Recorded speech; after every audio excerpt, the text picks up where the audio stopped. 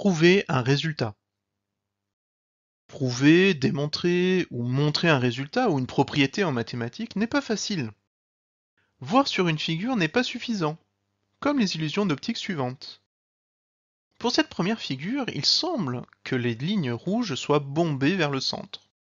En repassant ces lignes et en retirant le fond, l'aspect visuel donne deux droites parallèles, qu'il était en fait déjà au départ. Pour cette deuxième figure, les droites ne semblent pas parallèles. Pourtant, en supprimant les décorations, il semblerait que ce soit bien le cas. On cherche ici à prouver que la somme de deux nombres entiers consécutifs est un nombre impair. Il faut commencer par comprendre l'énoncé, notamment les mots somme, nombre entier, consécutif et nombre impair. La somme est le résultat d'une addition. Nombre entier est un nombre décimal avec une partie fractionnaire décimale nulle, comme 5, 16, 208.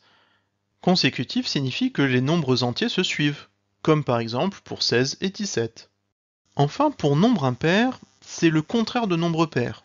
Cela signifie que si on prend un nombre, qu'on le divise par 2, le résultat ne sera pas un nombre décimal entier. La liste des premiers nombres impairs est 1, 3, 5, 7, 9, 11, etc. Un premier réflexe est d'essayer sur des exemples. Les nombres 4 et 5 sont deux nombres entiers qui se suivent. Leur somme, 4 plus 5, est égale à 9. Et 9 divisé par 2 donne 4,5, qui n'est pas un nombre entier. Ainsi, la somme est un nombre impair et la proposition est vraie pour les deux nombres 4 et 5. Cependant, tester sur un seul exemple n'est pas suffisant, car rien ne dit que cela fonctionne avec des nombres entiers à 2 ou 6 chiffres, ou encore négatifs. Prouver ici signifie qu'il faut le faire pour tous les nombres. Comme le premier nombre est inconnu, nous pouvons prendre une tuile x qui désignera ce nombre entier. Pour le deuxième nombre, c'est censé être le successeur de ce nombre, c'est-à-dire l'entier qui le suit. Il suffit donc de prendre la tuile x, qui est le nombre de départ, et de lui ajouter 1, c'est-à-dire de mettre à côté la tuile 1. On lit donc ce nombre-là comme étant x plus 1. Donc x dans le premier cas, x plus 1 dans le second. Dans l'exemple, lorsque le premier nombre était 4, le deuxième était 5, c'est-à-dire 4 plus 1.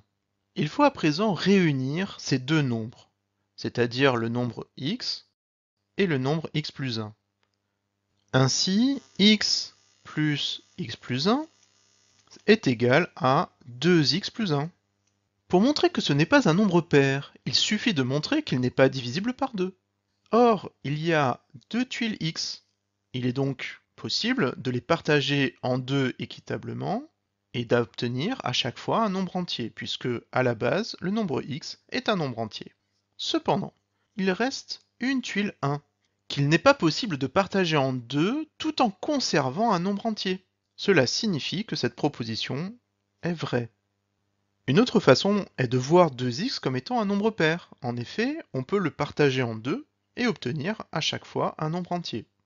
Et si on ajoute 1 à un nombre pair, cela donne un nombre impair. Cela signifie que 2x plus 1 est impair. Peu importe la valeur de x, c'est-à-dire peu importe le nombre qu'on a pris au départ.